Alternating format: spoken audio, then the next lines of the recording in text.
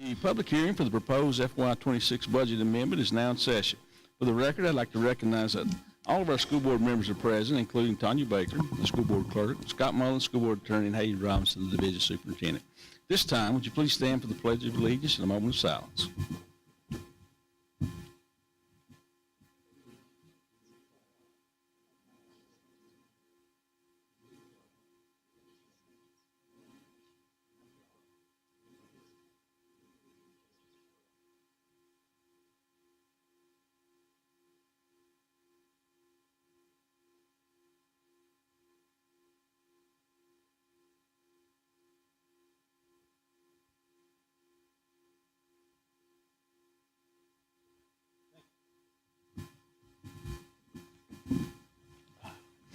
We have an agenda for the public hearing. Are there any additions or revisions to the agenda? Mr. Chair, there are no revisions to the agenda. Okay, thank you. Do I have a motion to approve the agenda as presented? Thank you, Mr. Rollins, and second, Mr. Hackney. Is there any discussion? Hearing none, all those in favor, please say aye. Aye. Any opposed? All right. All right. Next, we have the updated FY26 presentation, Mr. Edwards. Doesn't look like your mic's on. Good evening. Oh, can you hear me? Oh, maybe you Am I good? I didn't see a lot. Sometimes it's hard to tell when you're up here.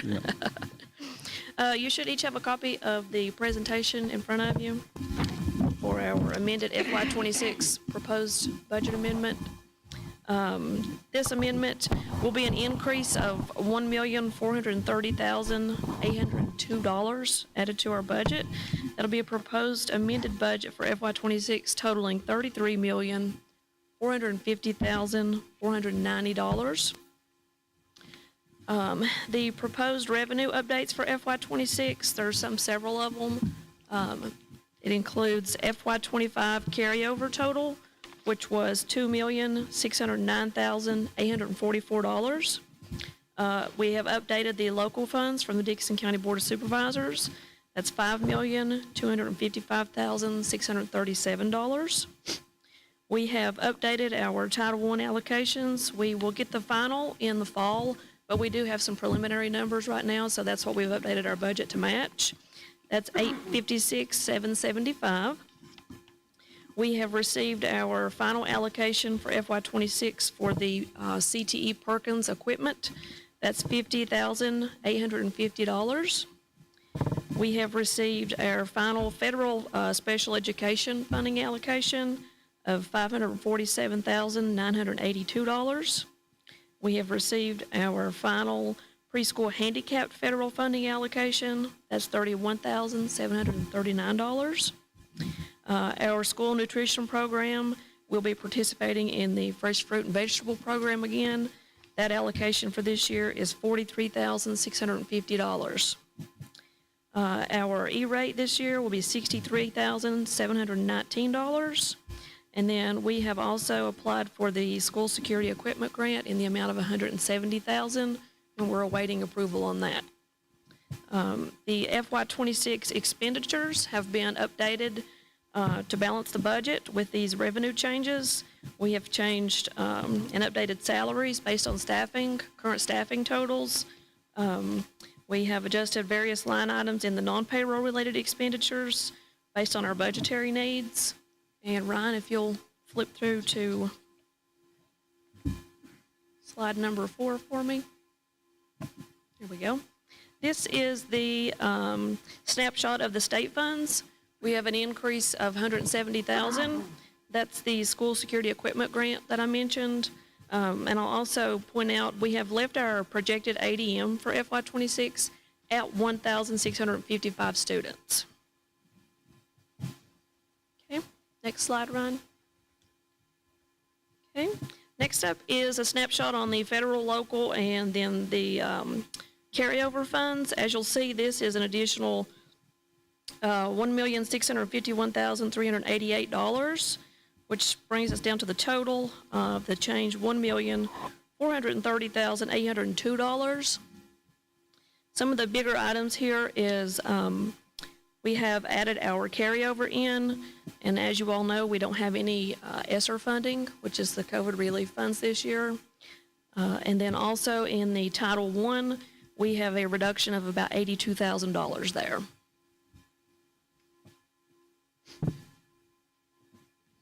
Okay, next slide, Ryan. Okay, this is the updated expenditure line items for our salaries and wages.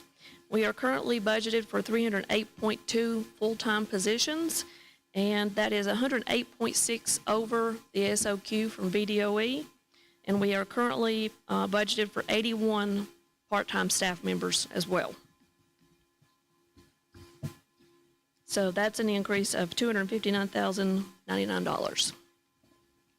Okay, next slide. Okay, this is our payroll-related expenditures and the adjustments that we've made. One of the larger items here is we have added $250,000 onto our health insurance line item. We hope that we do not reach $6 million in expenditures, of course.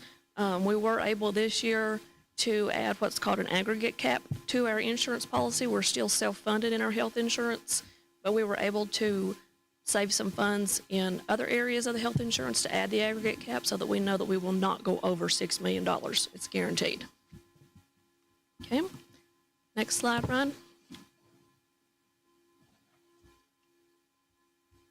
The next slide is the non-payroll related expenditures. This is all pretty standard stuff. We've adjusted it based on what we think we'll need throughout the year. One thing I'll point out is we have been able to keep in there $283,000 for capital outlay replacement. We had originally intended to purchase 2 new school buses, and Mr. Mooney was approached and was able to purchase 2 very good quality used buses. So we decided to do 2 high quality used buses and 1 brand new bus. So we'll be adding 3 new buses to our fleet this year.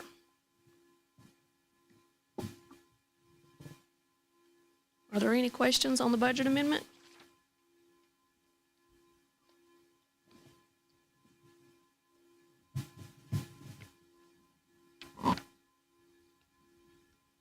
Okay, Well, thank you Ms. all. Evans. Thank you.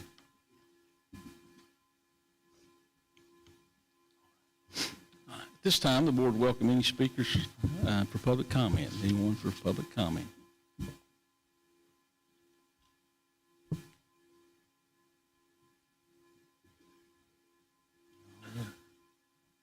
All right, looks like no comment. This time, do I have a motion to adjourn the public hearing? Motion, Mr. Rasnick. Do I have a second? Second. Thank you. All right, any discussion? Hearing none, all in favor, please indicate by saying aye. Aye. Any opposed? Public hearing is adjourned.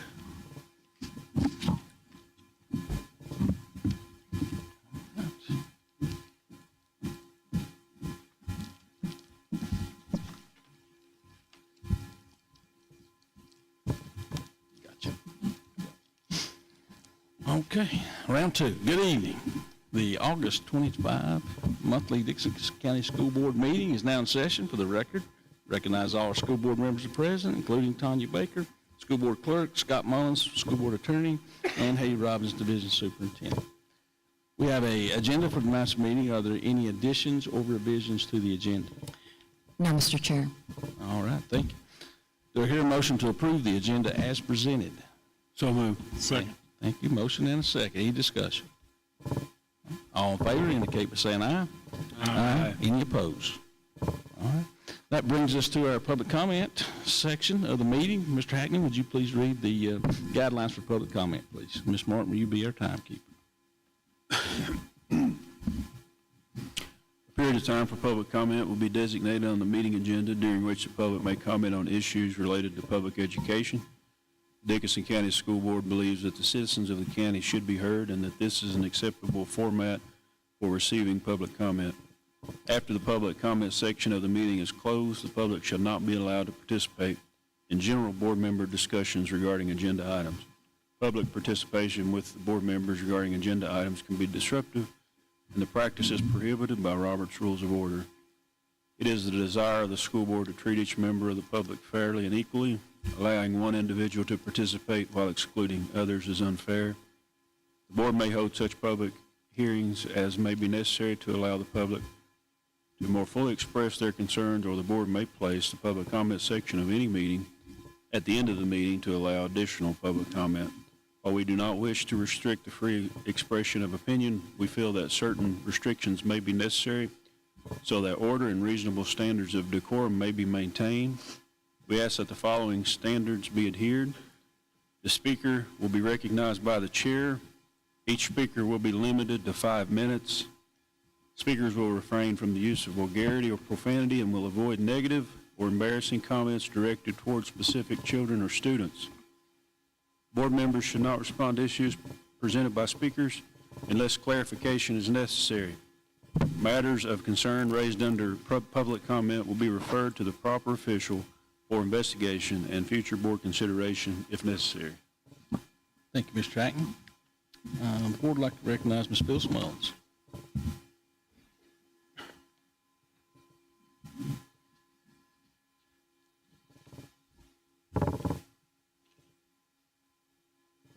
Good evening, and I want to welcome everybody to the new year, and it started off good. We hope to continue in a positive manner and hope to have a good, positive working relationship with the board. Thank you, and for everything you do. Thank you, Ms. Mullins. We have anyone else for public comment?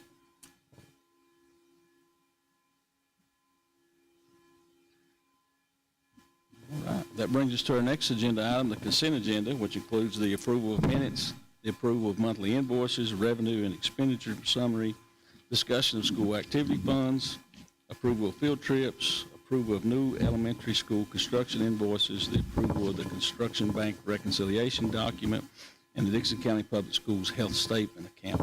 Any questions on the consent agenda?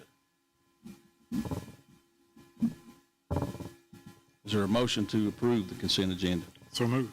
Thank you, sir. Is there a second? Second. Any further discussion? All in favor, please say aye. Aye. Any opposed? Next agenda item is information for the school board. Ms. Robinson. Thank you, Mr. Chair. Good evening, board members. Just a couple of items that we have. On September the 19th, there is a VSBA just legislative advocacy conference. If you would like to participate in that conference, if you'll let Ms. Baker know, and she'll be glad to make the arrangements for you. And then the second one is just a reminder of the AI training for students, faculty, and staff.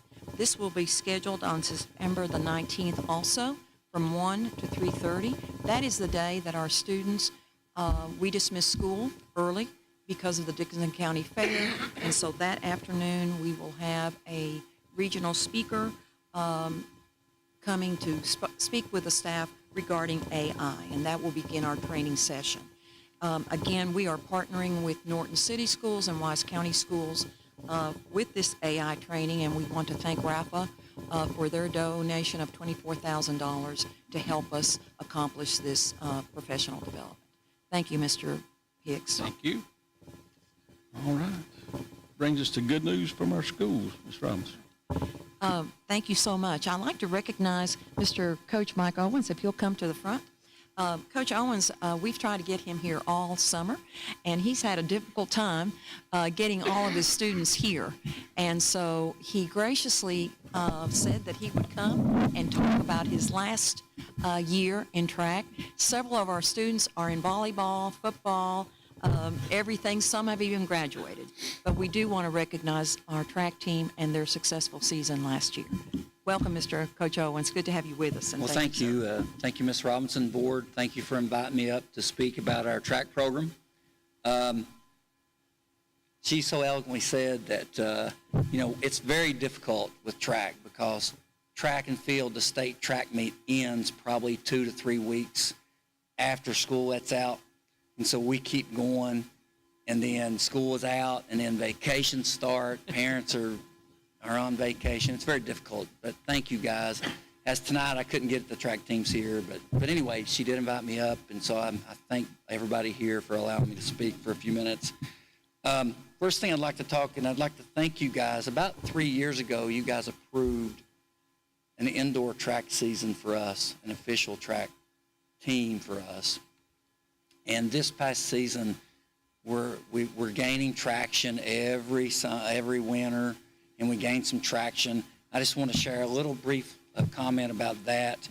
Last year, we had 13 kids make all region, and we had 4 make first team all state in indoor track and field. We didn't have a state champion, which I'll talk about Carly in a minute, but she plays basketball, so she wasn't involved in indoor track. But anyway, very successful, and it's really getting our outdoor program going, and we're having a lot of success with that. And I just want to thank you guys for approving that sport for us. Thank you so much.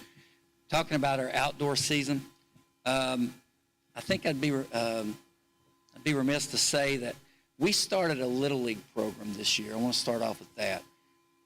Like most Little League programs, they're lengthy, and I heard from a lot of parents saying that we need to, if you do decide to do it, keep it short. So we did one to experiment with it.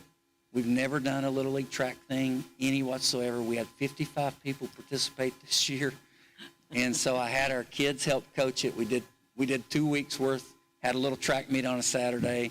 Mrs. Martin was a part of that. Her grandson was part of that. And it was a lot of fun. Got a lot of people excited about it. And then they went back to their baseball and their soccer and softball and all that. So that was a lot of fun. I also want to mention our middle school program. Our middle school program had 44 people on the track roster this year. Okay? And Ryan Wallace, I don't know where Ryan is. Ryan, he headed that up. Now, we all coach that stuff. You know, all us coaches work hard together. We had 44 on the roster. That's a small middle school track program in our conference.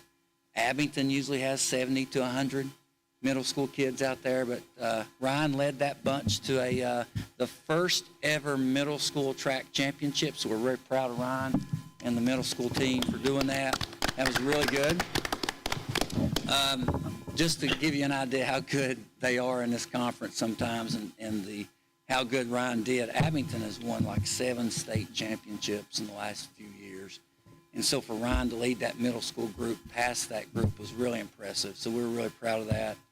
Let's get over to our varsity program, and I'll make it kind of short.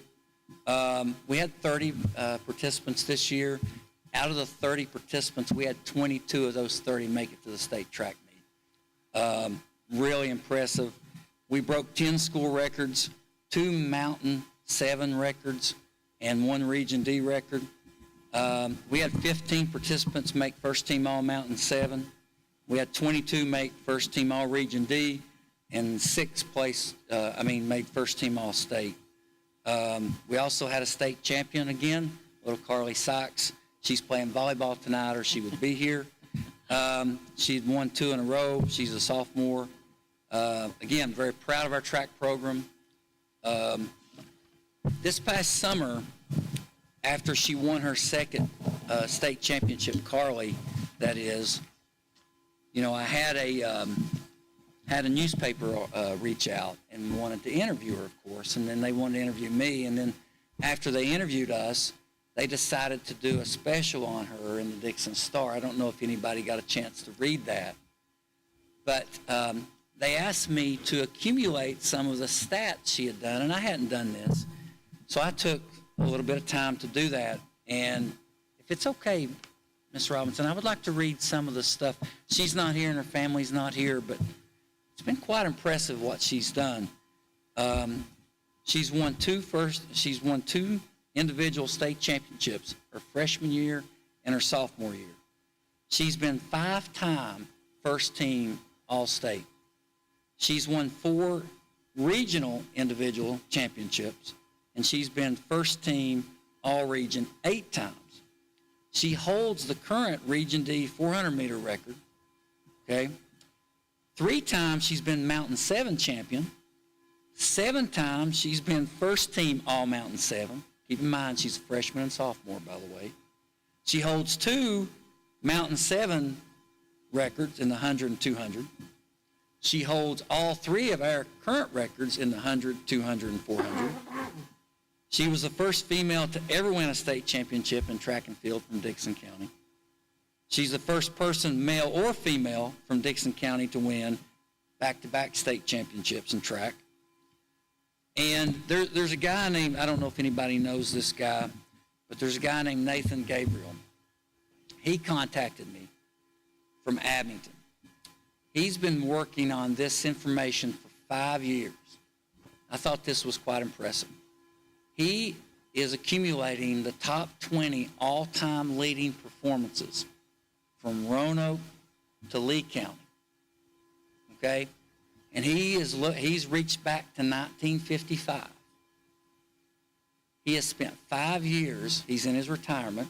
I guess he just wants to do this. He spent 5 years looking at every result of every track meet since 1955 that every school has supplied to him. And he's got the top 20 of each individual event. And I thought this was impressive. Again, he reached out to me. Carly ranks 4th in the 200.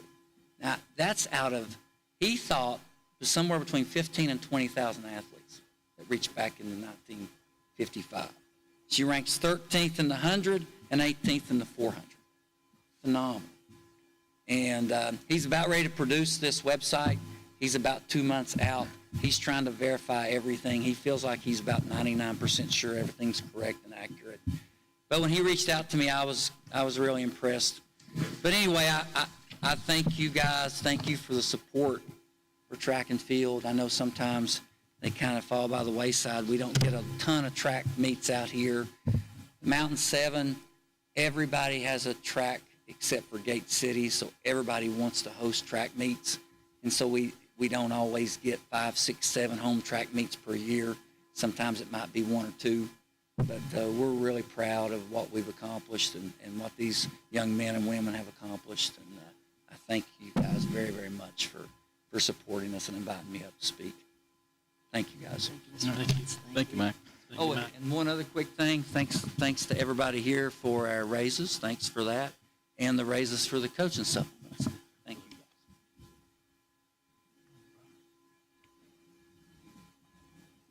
guys. I don't know that I should go after Mr. Owens. That was wonderful. I'm still enjoying all the good things. The beginning of School Bash, we've talked about that probably about several times during the summer, and it was a huge success. On August the 1st, we had approximately 1,000 people to visit our campus. We had families, we had children, we had the farmers market, we had food from Feed America, we had participating local and regional agencies, local churches. It was just wonderful. And we have decided that we are going to make this an annual event. We already have ideas about how we're going to improve this next year. But it was, if you recall, on August the 1st, we either had monsoon rains or the heat was 98 plus. And on that particular day, it didn't rain during the beginning of School Bash, and it was cool. So we were very thankful for that. We just want to thank all of our sponsors, and I have a list of them for you there. I'm afraid I would miss someone, but again, thanks to all of our sponsors and our agencies, everyone who helped with that. We had very positive comments. I hope you had those also. And again, we plan on doing that next year, right before the school begins, and just again paying it forward or paying it back to our community. Our next is the medical van at Ridgeview campus. The medical van through Health Wagon is here on Mondays and Fridays. They're here from 7:30 till 3:30. Permission slips went home in their parent-student handbook, and it begins at 7:30 until 3:15 or so. And we approximately have had probably about 45 to 65 children seen since the beginning of school. We had it on August the 8th, and probably about 25 adults.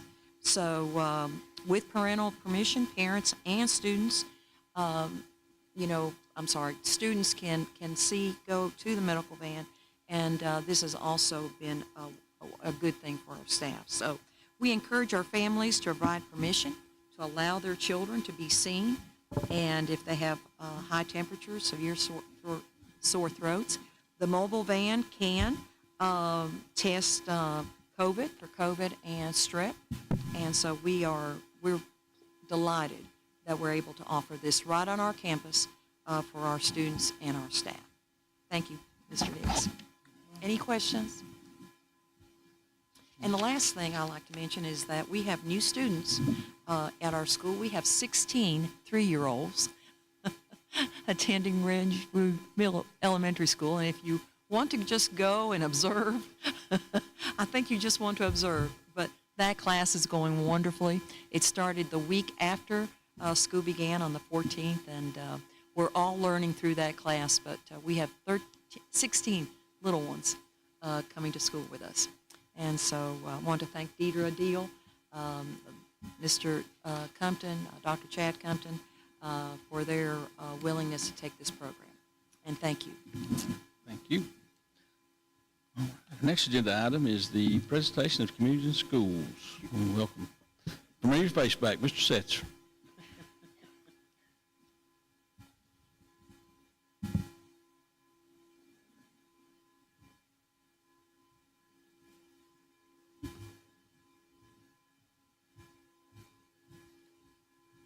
Thank you, Chairman, members of the board. Thank you all for allowing us to visit one more time and talk about communities and schools. Can you all hear me okay? Yes. Okay. We have a slideshow. We'll wait for it to pop up there. Hope you all can get a place where you can see it.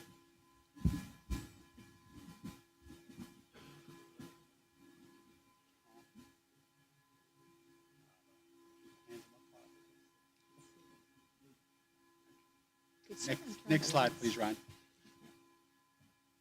Adam. Okay. You've seen this slide before, but I think it's important to show where we started the program in with Dickenson County Public Schools. We started back in 21, 22, coming out of COVID. At that time, Dickenson County had 5 schools, and when we went into schools, we had 2 coordinators. We had one split between Ridgeview High School and middle school, and the other coordinator was split between 3 different schools, so she did quite a bit of traveling. Next slide, Ryan. This is where we're at today. There's a lot of firsts on this slide. Of course, the school system's down to 3 schools here on the Ridgeview campus. We are first, Dickenson County is the first in our affiliate to have more than 1 coordinator at each school. We have 3 at Ridgeview Elementary School, we have 3 at Ridgeview Middle School, and we have 2 at the high school. 3 of those coordinators are what we call intensive student support coordinators. They case manage children who may need more support than the regular coordinator would case manage, which basically means they see that child more frequently. And we offer a couple of programs that was first offered here in Dickenson County, nowhere else in our affiliate. The first one is the Sesame Street program. It's the social emotional learning program where we teach children we try to teach children how to react in relationships or in situations where they would normally get mad. We try to give them some technique so that they don't. We also offer the second step social emotional learning program for the upper elementary kids and in the middle school. Dickenson County is still the only school system where we offer the second step SEL program. And basically, again, we're trying to teach self-awareness, self-management, and those type of things. Dickenson County was also the first in our affiliate to have an after-school program. We now have 3 after-school programs, 1 at each building. Portia Fletcher, who you'll hear from in a few minutes, is our director. We employ about 40 part-time instructors. Most of those are teachers in the school system. We contract with the school system and run 8 buses a day to take the children home. And indirectly, 2 food service personnel are on campus to feed these children every day. So with the after-school programs, they get normally a warm meal, they get enrichment and expanded activities, and we take them home. And tutoring as well. So a lot of firsts there, 8 coordinators, for 3 buildings. And honestly, we could probably stick another one in there, and they do fine too. Next slide, please. You've seen this slide before too. These are some of the supports that we offer. Every child that we case manage goes through a needs assessment, and a support plan is developed for that child. They may need academic assistance. They may need help with intervening in behavioral situations, or it may be something as simple as basic needs, clothes or shoes. Whatever the barrier they have, we try to remove it. Next slide. We also do a lot of whole school work. When we work with individual case managed kids, we call those tier 3 services, and tier 2 if we do it in a small group. The things we do for whole school are called tier 1 supports. It could be as simple, when I say simple, it's actually complicated. For example, the March Madness attendance competition, that takes about a month to pull off. You have classes competing every week, and there's one lone winner at the end, just like the basketball tournament in March. Or it could be as simple as a attendance competition as you see the wolf picture to the far right, the wolf pup attendance competition, where the class with the highest attendance gets to keep the wolf pup for a while. And of course, the picture in the center with Elmo and the Cookie Monster, that's part of our Sesame Street program. And then we do things like bring magic shows so the schools can see in our after-school program. And then we bring tier 1 supports, facilitate famous author visits. So famous, I can't remember her name. What's her name, Ms. Robinson? Miss Tarshis, who wrote the I Survived series, who did a program before with the elementary and middle school program. So we support individual students. We call those tier 3 supports and tier 2 supports. And then we do tier 1 supports, which we call the whole school supports. Next slide.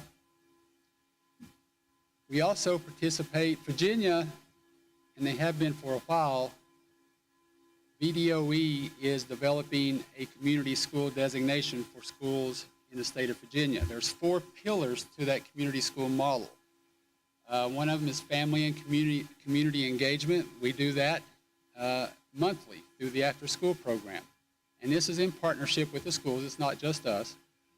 Collaborative leadership and practice is the second pillar. We have leadership teams in each school that meet on a monthly basis to plan activities, to review what's going on, and to see what we need to work on. The integrated student supports is the third pillar. That's the crux of our work, working with individual kids, trying to support them, and we meet them where they're at. And then the expanded learning times and opportunities, that happens during the day with our SEL programs and after school with children staying with us close to 5:30, getting home. Some of them probably still 7:30-ish. Next slide. As far as the data from the 24-25 school year, we case managed a total of 289 students last year in the 3 schools. The intensive folks came on with us about mid-year, but they still developed a caseload of about 14 to 15 kids apiece.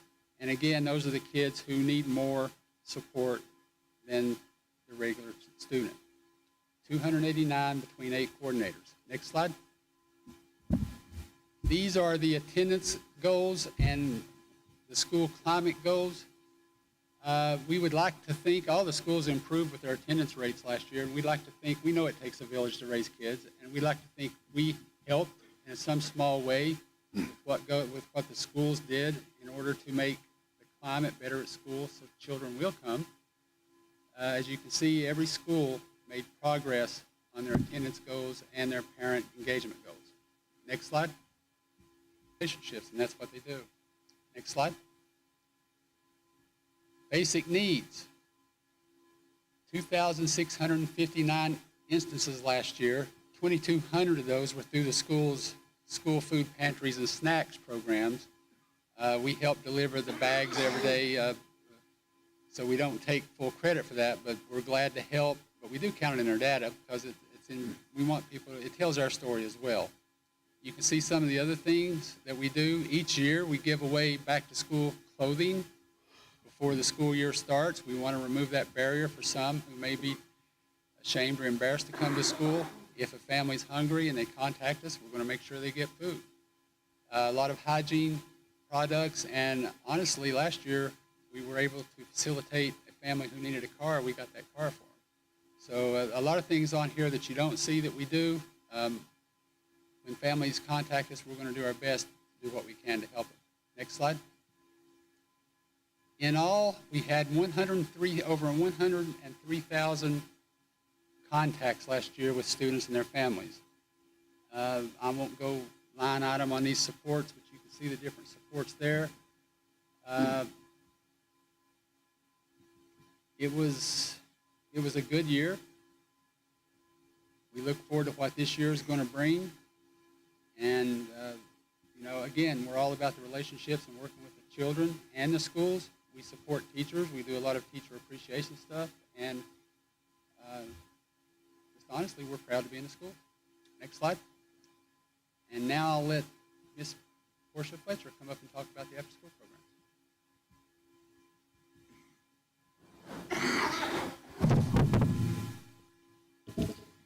Thank you guys for having me. Thank you guys for having me come speak. So for this school year, the middle school, we're in year 4 of our grant, the elementary school, year 3, and the high school, we're in year 2, even though last year we didn't get started until December. You can go ahead and go to the next slide. Last school year, I'll give you a little bit of info about last school year. We had 39 instructors that we employed. I believe all of those, except the exception of one, were all school day teachers. And our school day student support coordinators also work for us in the evenings. One thing we have to do with our grant is we have to track our average weekly attendance. That's something that we closely monitor because it's tied to a requirement in our grant. So last year, we stayed above the 50 different students every week all year last year. And when Video Week came and did our monitorings, we had no findings. So everything went really good last school year. Go ahead and go to the next slide. All right, this is our summer camp we did this year. This is our 3rd year doing a summer camp, 1st year with all 3 sites. This year we themed it around Colonial Virginia. This is a little newsletter that we sent out to parents and families after the camp. There's some pictures there from camp. So basically during this camp, everything we did was themed around Colonial Virginia. So we had art, arts, crafts. We even did some historical games. Our field trips were all themed around this. We went to the Frontier Cultural Museum and Crab Orchard Museum, which are both living history museums. And at both of these, the museum staff had interpretations and demonstrations, hands-on things for the kids to do. And just some of the things that they did this summer, they won't have an opportunity to do. Some of this was things that, may not be done anymore, such as beeswax candles. The kids made aprons. They learned to write with a quill pen, leather stamping. They made their own rag dolls. So the kids seemed to really enjoy that. You can go ahead and go to the next slide. Oh, I'm sorry. Can you back up one?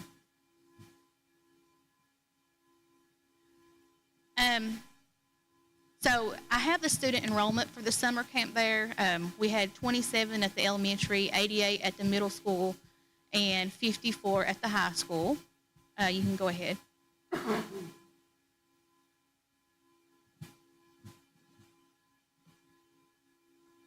can go to the next slide. Here's a couple pictures, and I know in the past I usually have a ton of pictures, so I just, I think I maybe have 2 slides for you. These are all pictures from our summer camp. The kids got to do a lot of hands-on cooking, so they made biscuits from scratch. They learned about canning vegetables. The picture there on the right is I believe that one is the Frontier Cultural Museum. And I think that guy was showing them some arrowheads that was found in the area. You can go to the next slide. This is a picture. We went to WonderWorks. And then the other two are also at I think this is the Crab Orchard Museum, so they got to play some traditional games, and the two girls there with the chalkboard, they got to see what school might have been like back in colonial times. You can go to the next slide.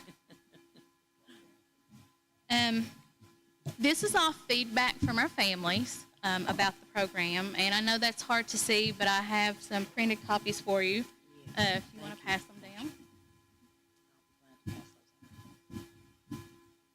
So we've had really good response with our families. I mean, it helps them out tremendously, whether it's taking care of them of the evenings, giving them those social emotional skills. And the after program, we want to be a extension of the school day in a positive way. So, we provide those enrichment activities, and we offer tutoring for those students who want to participate in that, and physical activity, and we feed them, and we love them, and our attendance has been very good so far. We'll go ahead and go to the next slide. Okay, this school year, we're off to a great start. We have some new clubs that we're offering for students to give some variety. One of those that has been, I know this is just our first week, but it's been a really good hit so far, has been our SEL clubs that we've implemented, and the students are really enjoying that. We have a drone club that we're doing. We're doing some more robotics, esports, and then things from last school year that the students really enjoyed, we're bringing back.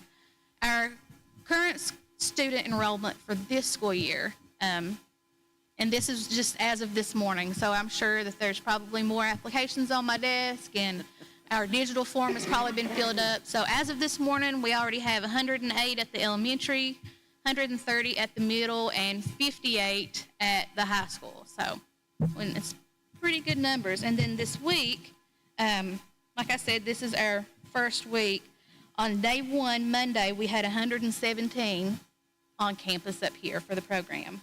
And 19 of those were high school students, and I think that's really good because they come willingly for high school. For yesterday, we had 146. I don't have all the numbers for today. So the middle and high school, we're totaling 80, and that's without the elementary. So I'm sure that we're going to be probably 140 or more today. So we've got really good numbers this year. And honestly, this couldn't be pulled off without our instructors, without the school bus drivers, the food staff, the administration. It's just, there's a lot of moving parts to this, and everything's just going great, and we have really good support. So couldn't ask for more. Do y'all have any questions?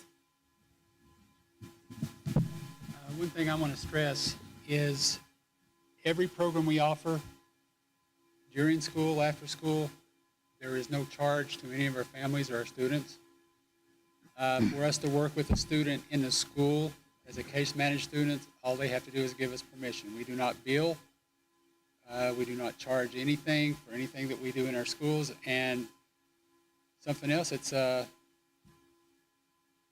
pretty good too, this all occurs at practically no cost to the school system. So everything we do, our development office, we have a very good development office. A lot of our funding comes through grants that we partner with the school system. So anything we offer the children, there's no cost to it. So we'll be happy to answer any questions. If not, we thank you all for allowing us to come, and hopefully we'll see you next year. Some of us will.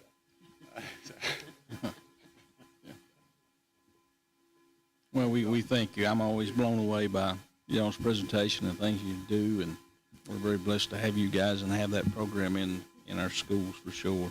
I was reading through these comments of the families have sent in, and a couple of them have mentioned the butter song, and I'm curious about what the butter song is. Was she singing? I can't remember the words to it, but that was one of the things we did at the, I think it was the Frontier Cultural Museum in Staunton, Virginia. So they made butter, and there's a song that they used to sing, and they just turned away with it. Absolutely. And left it. Anytime we have a family engagement, you all are more than welcome to come. Or if you want to pop up one evening and kind of see what's going on, come on in and we'll just let you be right in the center of it and you can participate as well if you'd like. Yeah.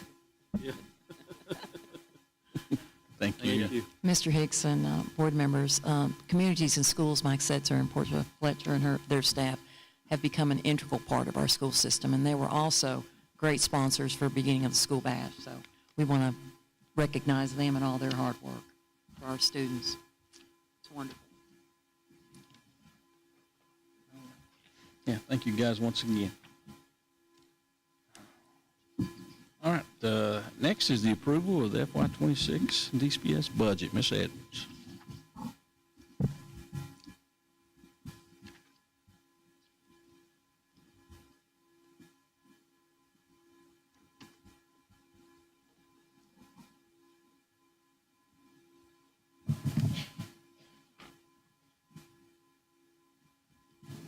Okay, for the fiscal year FY26 proposed amendment from the originally adopted budget that we adopted on March the 26th, it's a total change of $1,430,802. That's comprised of $170,000 in state funds, the reduction of federal funds by $104,306, reduction of local funds by $250,000, reduction of other funds by $36,281, and additional funds, which includes our carryover of $1,651,388. On the expenditure side of the budget, the salaries and wages have been increased by $259,099. The payroll-related expenditures have been increased by $679,351. And the non-payroll related expenditures have been increased by $492,351, bringing the total budget to $33,450,490. Are there any questions on that?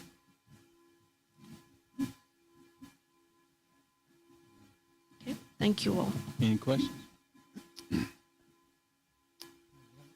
Mr. Chair, we will need a motion to accept the budget.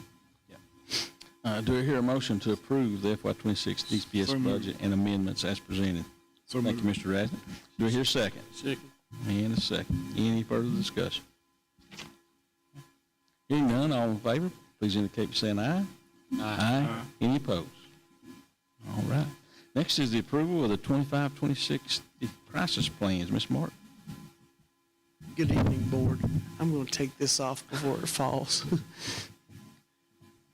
because it's liable to make a big thump. This summer, our principals, working alongside county emergency management personnel, as well as myself, developed and revised each school's crisis, emergency management, medical emergency response plans. Recently, Ms. Robinson and myself emailed you the revised copies, and I've also given you paper copies there for your reference and for you to keep there. We sent those a couple of weeks ago to give you time to review those. At this time, I ask if you have any questions after you've had time to review the crisis plans.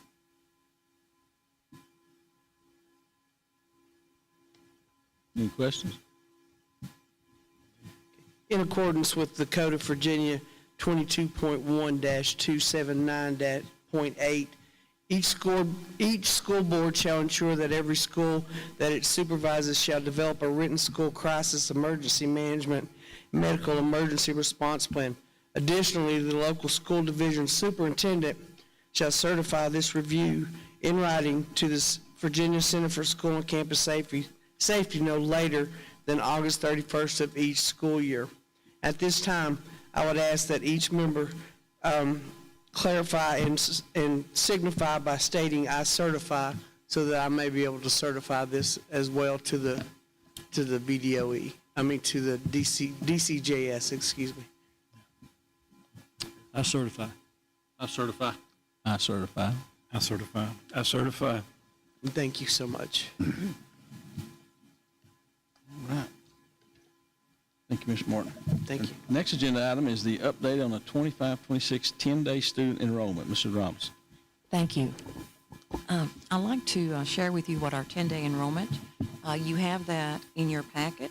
And Ryan, are you there? Okay. Thank you, Ryan. If you could put that slide, but you also have it in your packet for you to see. It may be difficult. Our 10-day enrollment indicated that we were 1,753 students, including the 3-year-olds, the 4-year-olds, and the postgraduate. By schools, and this is virtual, and students and person-to-person students, at Ridgeview Elementary School, we had 628 students. That does include pre-K 3 and also includes pre-K 4. At Ridgeview Middle School, we had 551 students. And at Ridgeview High School, we have 574 students, with 17 of those being postgraduate. If you'll look at the bottom of the page, we have a comparison chart for you. At the end of the 24-25 school year, we had 1,823 students. And at the beginning, on the 10th day of school this year, we had 1,777 students, and we were 46 students less than we were last year. Ryan, could you please put the next slide? What you have before you, and you also have this in your packet, is a historical graph of enrollment with the Dickenson County Public Schools since 1973. And as I looked at the graph, and Mr. Chair and board members, as I looked at the graph and I looked at these enrollment numbers, there are some thoughts that I'd like to share with you. In 1973, and let me, if you would, Mr. Hill, Mr. Mullins, would you pass this out, please? In 1973, I'll wait till everyone has this.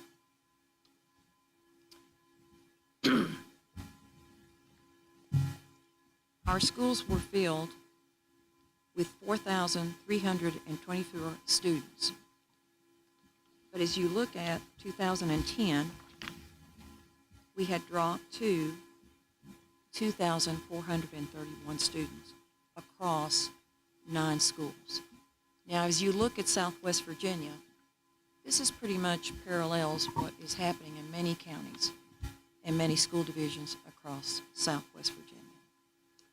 In 2011, the leaders of our county, as members of the school board, the Board of Supervisors, and IDA, realized the bold action was going to be required to reshape the future of education in Dickenson County. The math was undeniable then, and the math is undeniable now. Our schools in 2010, 2011 were aging. They were old. It was costly to repair and maintain, and more costly than to build new schools. Enrollment and community populations were shrinking, challenging the concept to keep all 9 schools open.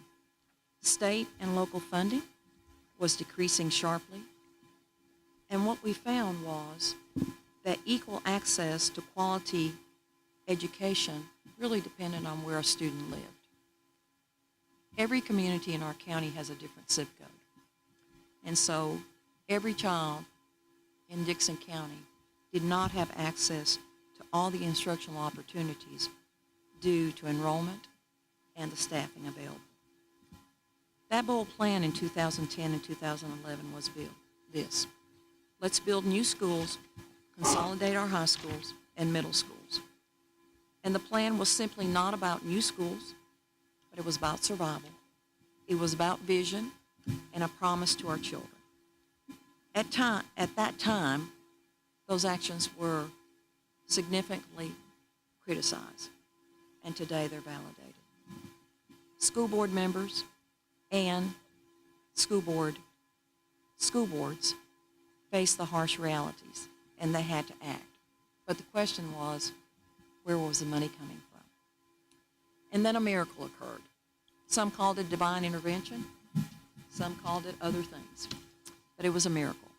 And after months of negotiation, the Army Corps of Engineers agreed to appropriate $110,572,000 to the Dickenson County Public Schools to build new schools out of the flood zone.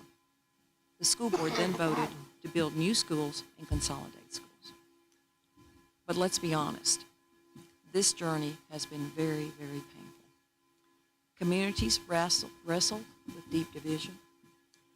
Towns grieved as their schools closed, and with them a piece of their identity. Families, children, and staff were displaced, adjusting to new faces, new places, and new beginnings. Friendships were lost. And for school boards, making the decision to close a community school due to drastic budget cuts or consolidation was one of their most difficult decisions ever made. It was a time of uncertainty, of loss, and yet of also hope. Always hope that on one day that sacrifice would prove worth it. I guess August is one of those months that caused me to reflect deeply, because in 2015, that hope became reality. This August marks 11 years since the opening of Ridgeview High School, Ridgeview Middle School, and the Career Technical Center, and 3 years since Ridgeview Elementary School opened its doors. You know, Ridgeview is more than a building. It's really a symbol of resilience and sheer perseverance. Out of hardship has grown unity, and out of division, a new sense of community pride has emerged. And if you like to experience that unity and community pride, all of you know, just come to a Friday night football game on the Ridge, or travel to a state championship volleyball game at Salem, Virginia, and you will see a mass of Ridgeview blue. We still face many challenges ahead and still have much to do. But we have so many reasons to be optimistic, and we have so many reasons to be thankful. Today we sit in a beautiful facility that was constructed at no additional cost to the taxpayer of Dickenson County. Our students are consistently performing well. Our track team, as you heard Coach Owen say, and our SOL test scores continue to improve. All students, regardless of where they live, have access to a quality education and equal access to educational opportunities. Instruction is strong, achievement is increasing, and safety of students and staff remains the top priority. But you know, our students and staff aren't only thriving academically, but in every opportunity. State championships in basketball, volleyball, and scholastic 2 years in a row. Athletic facilities that are the envy in Southwest Virginia and across the state. A student performance in the Macy's Thanksgiving Parade. A band that has claimed multiple regional titles. Nursing students that rank third in the state of Virginia. A robotics team that proudly competes across Virginia, and a school campus that serves as an emergency shelter. Our story is more than numbers, it's more than scores, or it's more than trophies. Ridgeview is not just a name. And while we recognize that community healing still continues, it's a symbol. It's a symbol of what happens when board members and communities chose to be courageous and to invest in its children. And that is how we are here today. And I call this the Ridgeview story. Thank you so much, and those thoughts were on my mind. Thank you for allowing me to share it. Questions or comments? I'd like to add something to that. I was just reading an article in Cardinal News at the percentage of population decline. And in this article that was published by Weldon Cooper, it gave us some percentages of counties around in Dickenson County as well. Weldon Cooper at the University of Virginia, Buchanan County is expected to lose half of its people by 2050. That's a 48% decline. If that happens, that means that in 2050, Buchanan County will have a population of about 9,689 people. Dickenson County today has 13,411 people in Dickenson County today. By the year 2050, if these percentages remain intact and correct, then we will lose 4,157 people, and we'll have a total population of Dickenson County of 9,254 people living in Dickenson County. So with the consolidation of what your all's vision was in the very beginning, has been a significant decrease of cost to education from our tax base and upkeep from those outdated schools. So it's been such a wonderful win-win situation with not only the Board of Supervisors, the tax base winning, but our children have won. And it's a real blessing to our community.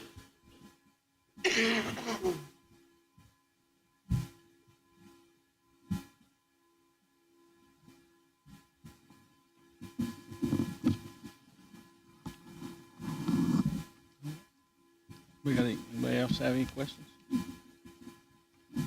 All right.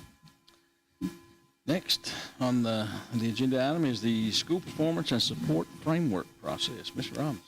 Thank you, Mr. Hicks. In August and September, we're used to seeing Mr. Mullins, Mark Mullins, come and tell us about our SOL scores, and I talk about chronic absenteeism and whether our schools are accredited or not accredited. This year, we do not have any of that information. And the reason is that Virginia Department of Education has gone, thank you, Brian, so much, from school performance, from accreditation to school performance and support framework process. I'm not going to go over all the slides in your packet, but basically what I want to share with you is that the process of whether a school is accredited or not is significantly changing for the 25-26 school year. A school will no longer be, they're accredited or not accredited. They will be ranked in 4 different categories, and the rubric for those categories have many components. The rubrics will be distinguished, which is a school has reached 90 points. It includes SOL test. It includes SOL results. It includes mastery. It includes growth. For the high school, it includes graduation and how many students are involved in dual enrollment classes. It includes different things that way. On track, a school may also be on track, which is 80 to 89 points. Off track is 65 to 69. And if a school scores below 65, then they need intensive support. Now, we have received information in piecemeal. We don't have the entire framework to be able to distinguish where our schools are in any of these 4 categories. We've been told by the Virginia Department of Education that we will have this information at the end of September, and we're all eager to see where our schools are, especially our principals and our teachers and our central office staff. But I wanted to share with you that we do not have any SOL information as to how our students did compared to others in the state. We don't really have chronic absenteeism information, although Ms. Martin has shared with you that we've improved greatly by decreasing chronic absenteeism. So we're anxious to see that. So as soon as that comes in, we'll share that information with you. We'll also go over the school performance and support framework process. And Mr. Razzak, I'll be able to tell you how our students did on our SOL test, but that will only be a small part of the criteria for elementary school, for the middle school, and for the high school. So we're eager to get there. So just in case you missed Mr. Mullins and his presentations, that's the reason why. And Mr. Hicks, would you like to add anything to that? Or I know that you work with this some in Wise County. Yeah, I know it's definitely a big change from the data points and the things they collected and how you earn the points. It has been a little bit frustrating as far as how slow they have sent the information out. So it'll be interesting when it does come, and I'm sure there'll be things to celebrate and there'll be things to work on, and I guess the nice thing will be when they finally give us information, we'll know exactly what we need to work on, and we can get to work, right? You'll know. So again, thank you for your patience with that, and as soon as we have that information, we'll certainly share it with you. I know that Julie Davis, our testing coordinator, has been working diligently on that, but it's been piecemeal and information coming now and then and not all together. So thank you for your patience on that. Any further questions? Thank you, Mr. Hicks. Thank you. Next is the VSBA policies. Ms. Martin. Good evening again, board members. Recently, we sent 16 policies to you to review. Mr. Mullins, I'm glad we got you straightened out today so that you were able to review those policies. Most of those policies were basically, they changed legal and cross-references updates. There were two that I wanted to point out that were new policies. IGBJ was a reference, an annual notification for parents and guardians for students 5th through 8th grade for enrollment into advanced mathematics. So that is a new policy. And then the KGD is a new policy that references parent notifications for student overdoses. We talked about this last year, and we put it in play as a best practice last year.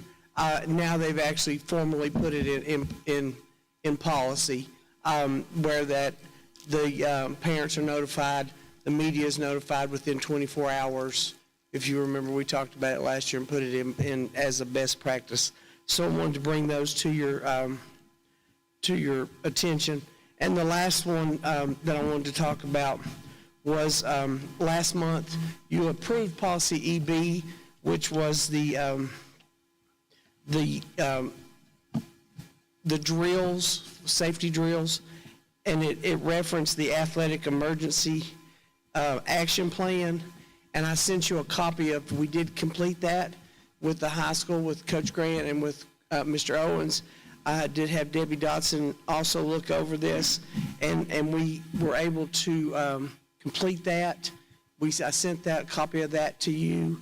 The emergency plan, the athletic emergency plan, is actually not a policy, but it's part of that policy. And so the areas that we chose to focus on would be sudden cardiac arrest, respiratory distress, head and neck injuries, heat stroke and illness, fractures, sprains and dislocations, unconscious and unresponsive athletes. And so there's a breakdown for each area of what the coaches are supposed to do, what the assistant coaches are supposed to do, what another player is supposed to do, anyone that's in the area, and how they're supposed to support that. So I did send you a copy of that to review earlier. And at this time, I will entertain any questions that you have about any of the policies.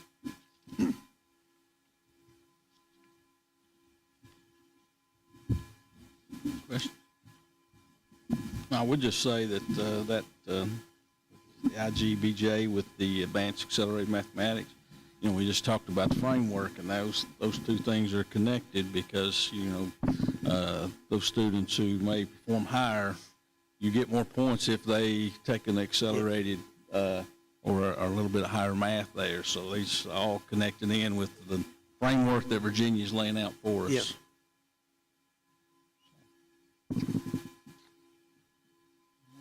And so hearing none, I would ask for a motion to approve the policies that we have sent. So moved.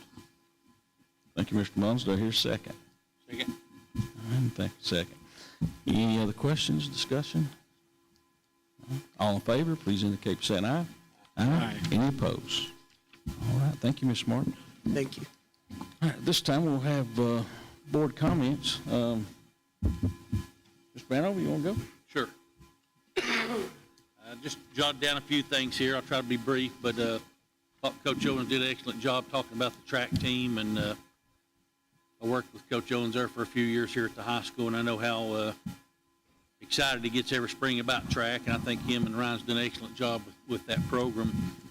He mentioned the elementary school. I don't know if that was a season or what you call it, but I know my great niece, she participated in that, and she enjoyed every second of it, and I think y'all got a track person for life with her. But I think that's an excellent way to grow a program and get kids excited and get them out, and it was good hearing Mr. Owens talk about all the awards, and especially with Carly and her doing as well as she's done. But I just think that's great that the track program, they don't always get a lot of press or a lot of news, but I think they're doing great. Mr. Setzer and Ms. Fletcher talked about the communities and schools, the support programs, and I was especially interested in hearing about the social emotional learning program and the benefits that it provides to our students, and just the fact that they have that many students participating in the program now at school, and having to have the number of coordinators in school. That's just excellent that program's growing, and I know my daughter helped a little bit with that last spring and was able to participate and help teach a little bit with that. She said it was excellent, and she enjoyed every second of that. So it's just good to hear them come and give a report every year. And the third thing I want to touch on is, we always give a lot of kudos and a lot of props to a lot of our programs, and I just want to give one out to our nursing program tonight. I know when my dad was in the hospital at North Community, I ran into a young man that I had in class here at Ridgeview. He's been graduated for several years. I won't mention his name, but he was Dad's nurse, and he did excellent with everything that he did. He did excellent. And when my dad brags on you when he's in the hospital, you must have done something right. So I told him one day, I said, you've picked a correct career choice. And he thanked me, and he said, I never even thought about that going into nursing until the nursing instructors, one or two of them confronted me and told me they thought it'd be something I'd be good at, and they asked me to do it. He said, I've done it. He said, and I love every second of it. And I just want to say, that's an example of teachers realizing what students' potential are or is, what they could be good at. And I think the fact that they corralled him into the nursing program speaks well for our nursing program, because he was number one. And I just think we need to give them a little, kudos tonight for what they do at the school. Mr. Mullins? Well, I'd like to just mention about Mike Owens and the track team. Mike does a great job no matter what he does or whatever he sets out to do. And I'm impressed with the community and the schools. It's been such a wonderful asset to our school system, and they've made a lot of positive changes with children. The before school bash, I still think, looking back at that's diversity, and that was a wonderful idea. I don't know whose idea that was, but that was a wonderful idea, and it was really successful. And I think to add the icing on the cake was the health wagon that's here, and how many people they've already seen. I know our daughter Chandra works here, and she wasn't feeling well, and she went over and got checked, and she had COVID. So she didn't have to go to the doctor. She didn't have to go do all these different things that everybody has to do. So it's such a real benefit. And the nursing program, as David said, I think that with their passing rate was 100% this time. And that's unheard of in the nursing programs. It's a difficult class. And so I just think the diversity's been the real key and the real icing on the cake to our school system. And we are in a blessed community. Mr. Hackney? Well, I think from all indications, the school year's gotten off to a great start. So glad to hear everything's going well. I had an opportunity to attend the back-to-school bash, and it was a very successful event, appreciative of all the efforts that went into that and all the staff that was working that event. It was very successful. I'm glad to hear that we're going to try to do that every year. Also commend the health wagon as well. I've been hearing good things with that. That's a good benefit to both our students and our staff to have that on site. Very impressed with communities and schools. Their presentation was great, as it always is, and we're very fortunate to have that program. And I'll also follow up with what everybody has already said about our track program. It's very impressive. I was very glad to hear that we're doing Little League track now. I didn't know that. That's great. I think that'll get more kids involved in the program at an earlier age. And for those of us that have been involved in other sports, I was primarily myself in football and basketball, but always been aware of the impact that track has on all other sports. It's kind of one of your baseline sports that if you get kids to run track, they're also going to be good in football, baseball, basketball, volleyball, and all the other things. So very happy that Mike come and spoke about that. I'm very proud of Carly Sykes. I have to say she's been very impressive, and what Mike was able to share tonight, that was very interesting. Very proud of all she's done.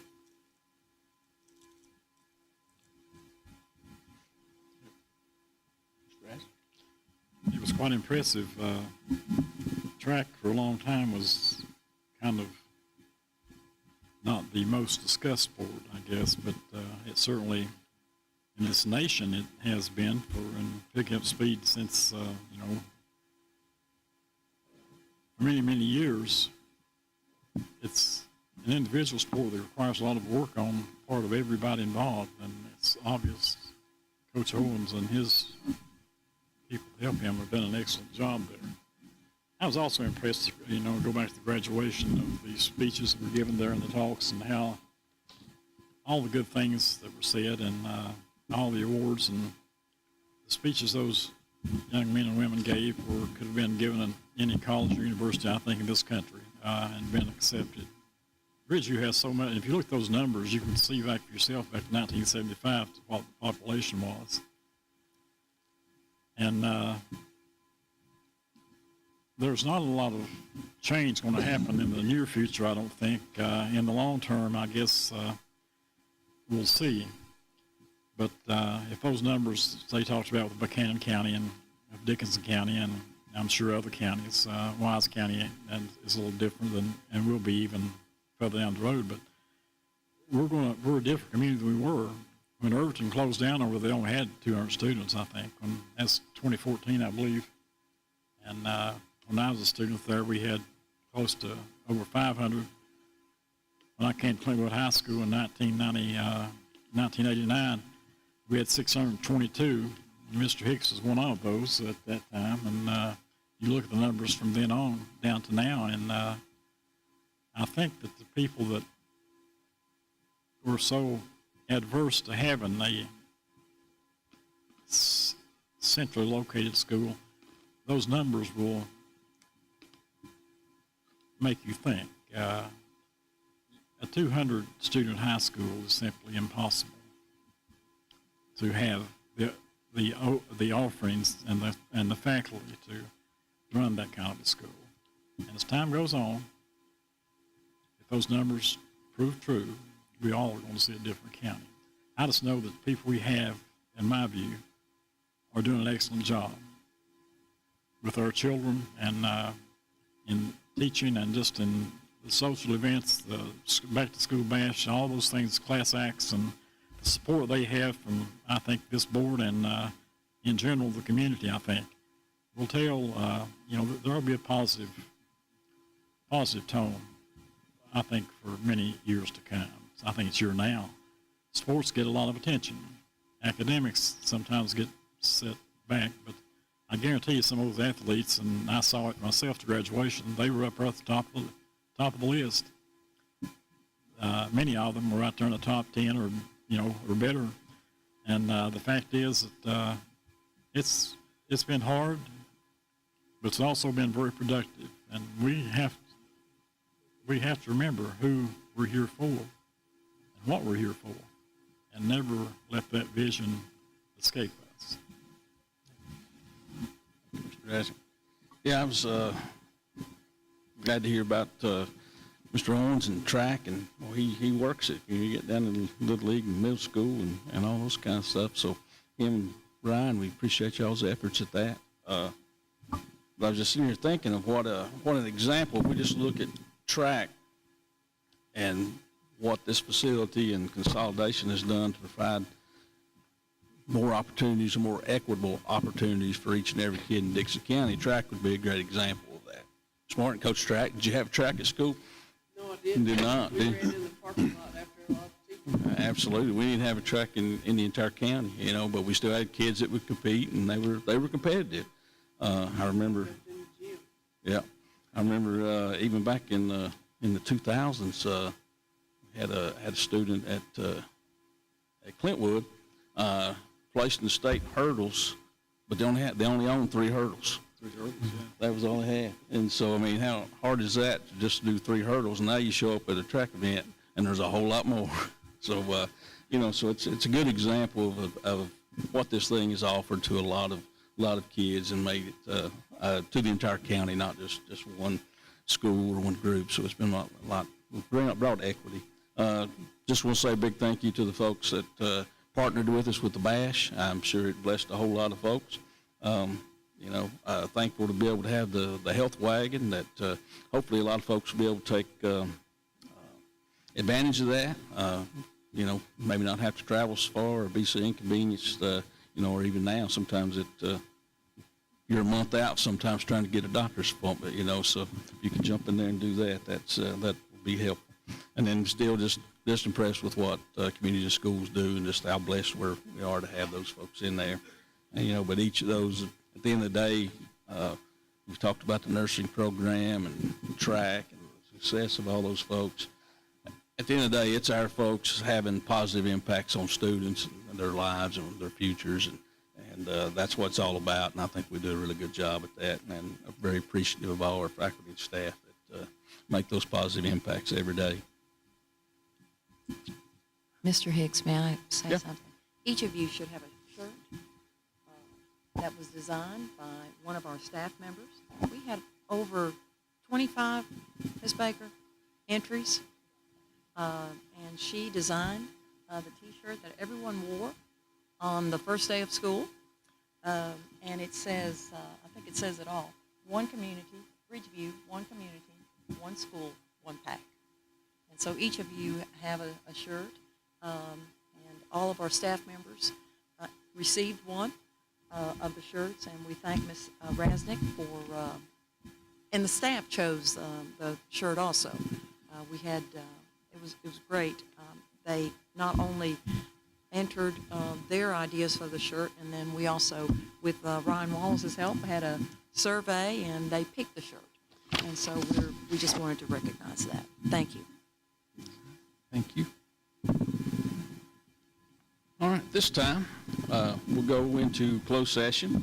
Closed session pursuant to Section 2.2-3711, Paragraph A of the Code of Virginia, there will be a closed session for the purpose of employment issues relating to discussion or consideration of specific individuals for employment as a pre-K 6 teacher, teacher interventionist, alternative education facilitator, part-time aides, part-time custodians, and coaches pursuant to Virginia Code Section 2.2-37118. 2, to consult with legal counsel regarding with the investment of public funds associated with school construction and consultation regarding actual or probable litigation, along with consultation regarding specific matters requiring legal advice pursuant to Virginia Code Section 2.2-71A 6, 7, and 8 of the Code of Virginia. Do I hear a motion to go into closed session? So move. Thank you. And a second. All in favor indicate by saying aye. Aye. Aye. Any opposed?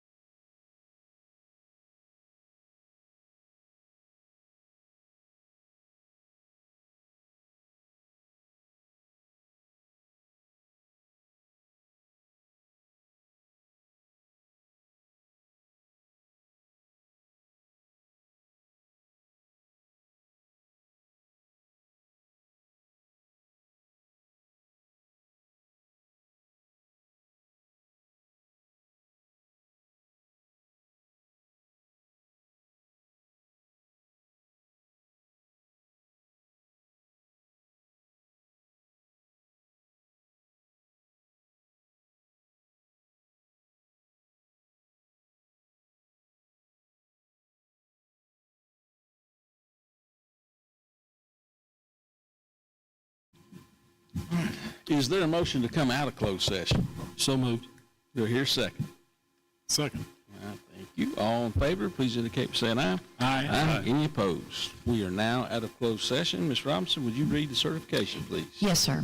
Whereas the Dickenson County School Board has convened a closed meeting on this date pursuant to an affirmative recorded vote and in accordance with the provisions of the Virginia Freedom of Information Act, and whereas 2.2-3712D of the Code of Virginia requires a certification by this school board that such closed meeting was conducted in conformity with Virginia law.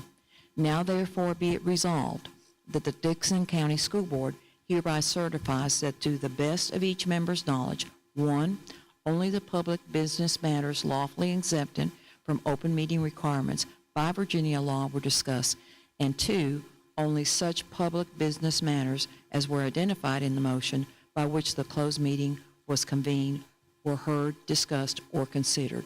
Would you please certify? I certify. I certify. I certify. I certify. I certify. Are there any motions to come from closed session? Mr. Chairman, I would like to motion to approve the early graduation applications for the following students: number 856, number 1538, number 1607, number 2967, number 10446, number 1184, number 804, number 2904, number 1317, number 1113, number 1536, number 2516. The above students have met the requirements for early release graduation as outlined in the policy which was originally approved by this board on August 25th, 2010, and was revised on January 22nd, 2025. Thank you, sir. I'll second. Are there any discussion or questions? Hearing none, all in favor, please indicate by saying aye. Aye. Any opposed? All right, do we have any other motions from closed session? Mr. Chairman, I move to approve employment recommendations as presented in closed session. Second. Motion and a second. Any discussion? All those in favor indicate by saying aye. Aye. Aye. Any opposed? Do we have any other business to discuss? Hearing none, do I have a motion to adjourn the meeting? So moved. Do I hear a second? Second. Second. All in favor indicate by saying aye. Aye. Aye. Any opposed?